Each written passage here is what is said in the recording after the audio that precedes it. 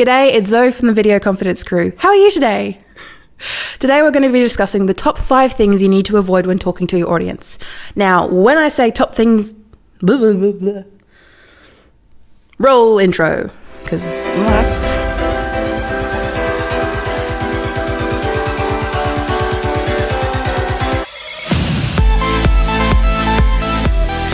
Yes, see, I am human and I do things wrong. Okay, so when I say top 5 things wrong, I don't mean, swearing or anything of that nature. That's just common sense and professionalism. But when I say top 5 things or phrases to avoid, is when you're talking to your audience, either in a video context, face-to-face, in public speaking or group, try to avoid these regular sayings or phrases for a few reasons. But mainly it's to not... disassociate any of your viewers. It's to make you seem more approachable and more human and ultimately more trustworthy. But it also makes you seem a lot more, what's the right word? Knowledgeable and person that they should, an industry leader as such. So I'll go through the 5 things. We'll have a nice thing on screen when I edit it in. That'll come up and help prompt it a little further. So let's get going. But one thing I do want to mention before we begin is if you have done these in the past, do not fret. I have done these in the past so many times. And we're all human. So if you make a mistake, it's okay. It's okay. You know that you made a mistake, fix it, and we're good. So don't want you guys to feel bad about yourselves or try too hard when it does come up to the point of, oh no, I've done that so much. I've even done that today. The point is, you know now, you've educated yourself now, and we can get moving. And also make sure, I'll mention this at the end as well, but make sure you keep practicing these and have these in the front of your mind when, just in regular conversation with other people as well. So the first thing I'm going to mention, now this is specifically for a video, but it works well in public speaking sections as well. Never assume who you're talking to. Now, I know this seems a little bit contrary to me. Zoe, what are you talking about? When I say never assume who you're talking to, especially on video, it's the wide world of the internet. Anyone and everyone can find you. From competitors, I don't really believe in competitors, just people to collaborate with, but that's beyond the point. So there are people inside of your industry, outside of your industry, people who are just checking up on you as a business because they've heard of you, or any of those situations. And you don't want to assume who you're talking to is exactly your customer avatar. Now, I have a link below about customer avatars and what they're about and such. But suffice to say, your customer avatar is the person that you're immediately talking to. So say, for example, you're a florist. The people that you talk to are mothers who, mothers of young children who really want weekly flowers in their house, for example. That's a really minimal one, but it gives you an idea of you're talking specifically to an exact person. But when you're doing a video like this, never assume that that person who is watching the video is your target audience. I know that seems a bit mean, but always assume they're a beginner. Always assume that they're that your audience, whoever is watching the video, even if they're not a beginner, always assume that they're a beginner and give them the tools to get to this level. So say, for example, we're doing a tutorial on WordPress.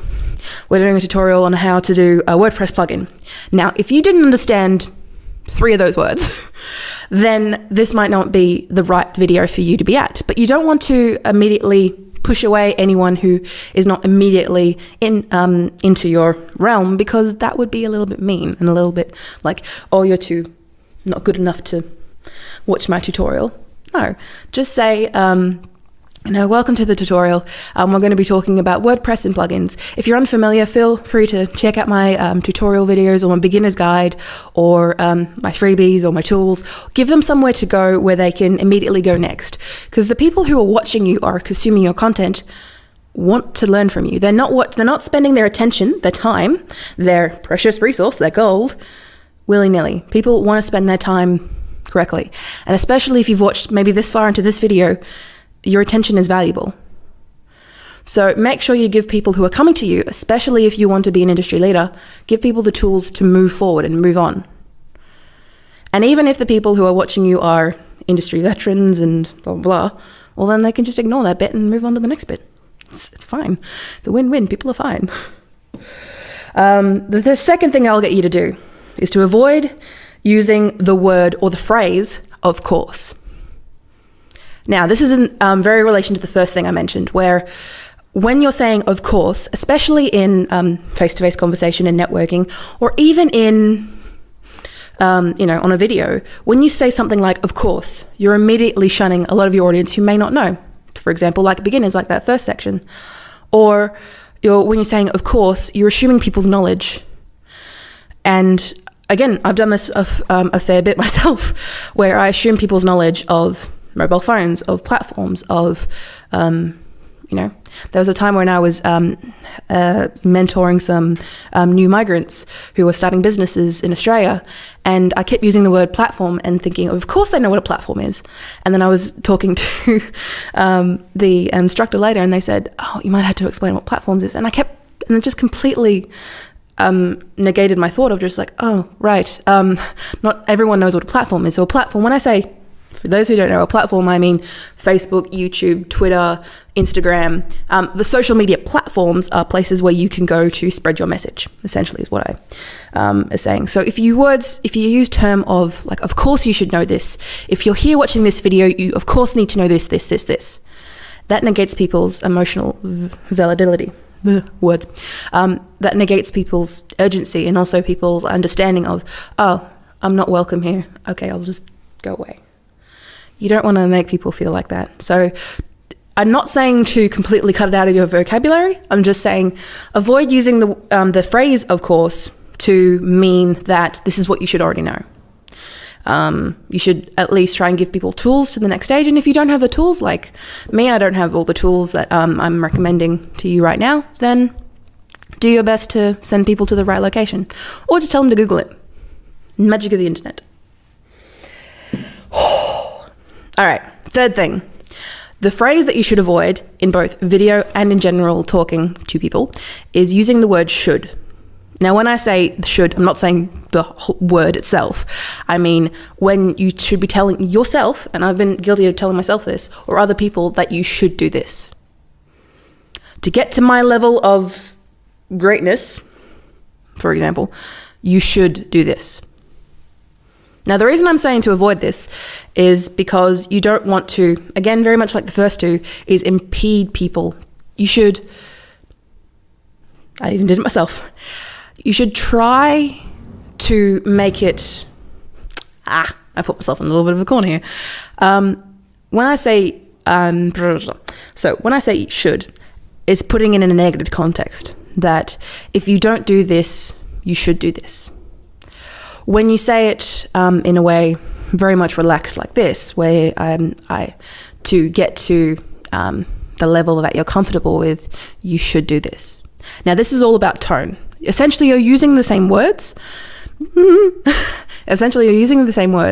But the tone is very different. And it's almost like being told, like a lot of friends of mine who have had babies or are about to have babies, they get a lot of feedback from their parents or feedback from people who don't even know them, that this is what you should do. You should do this.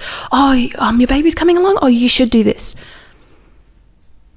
Yeah, there is that connotation of, you don't know this, you should do this.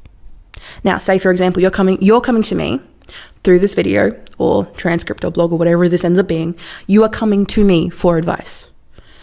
You're coming to me because I am an industry expert. I have done this before. So if I say, to get to this level that I'm at, to get to the communication level that I'm at, you should do this. Now, yes, that is the same phrasing, but I'm not doing it in the same tone. I'm saying, you should do this to reach this goal. If you don't want to do it, that's fine. But you need to give people that choice. Feel free to comment if you've ever had that, because personally, I've never had kids and I don't really plan to. But I've definitely seen a lot of my friends where they get random people in the street commenting saying, oh, you're going to have a baby. Oh, so happy for you. You should do this. And I'm just standing there going, what? Or touching of the belly. Oh, that freaks me out. Like, yes, she's carrying a baby, but you don't need a random person in the street to just go touch your belly. Ugh. Okay, that's just a little bit of public commentary for me, but ugh, weird people. All right. Fourth thing. The thing that you should avoid, especially when communicating face to face. But this also works in a broadcast situation where you're being in an interview or when you're talking one-on-one, is when you've made a statement or when you've said something like someone has said something maybe a bit controversial to you or so forth, and you follow up by no, like you answer the question, but no, but. So an example could be, I believe that, something I should do. I believe that everyone should have a horse as a pet. And then the other person says, no, but, and continues on with their answer. And the reason that you should avoid saying that is because the no but aspect of that answer negates entirely what the other person has said. Now, for example, I don't agree everyone should have a horse as a pet. 1 space, 2, all these other reasons. But if I say so that's a topic that you are incredibly passionate about. If I answer you with no, like your answer is no, but that negates, when I say the word but, it negates everything that you said before. You feel emotionally vindicated. The other word of vindicated. You feel quite emotionally disheartened. You're like, oh, okay. Now, I'm not saying that everyone's opinions are right. I'm not saying that's why they're opinions. You're allowed to have them. But if you do it to the point where it hurts people emotionally, then you shouldn't really be pushing that much, especially if you're trying to be in a professional environment. So when you do something like that, especially when you're responding to a question, try to say, it seems like, or it sounds like. So you're responding to them with their opinion or their question or what have you. You're responding to it on their same level. You're not saying, I am superior, no but. You're saying, it seems like, or it sounds like you want it sounds like you want everyone to have a horse, though a lot of people don't have the space for one, or you continue your points, and as long as you don't cut them off and pretend to be higher, that should be fine.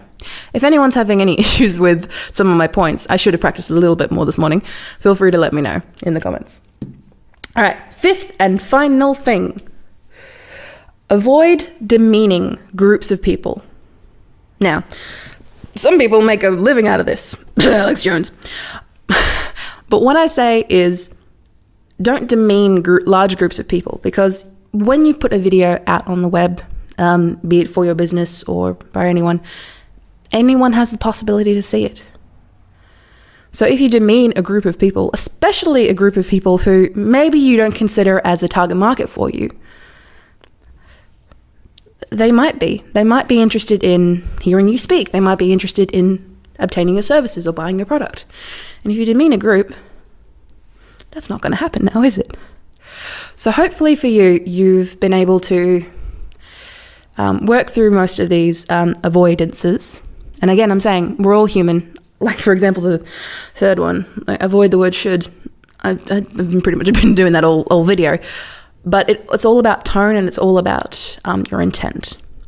But if you're being sincere and if you're really wanting to help your audience, whatever you say should be coming across in your message. And your damn script, that too. And for everyone who's wondering, we've got the downloads below because I keep referring to it, my little one over here. But all in all, those 5 points, essentially, people want to be emotionally validated. People want to feel good in themselves. People want to learn. People want to educate themselves. People want to seek an expert, such as yourself, to learn from. They want to be guided by you.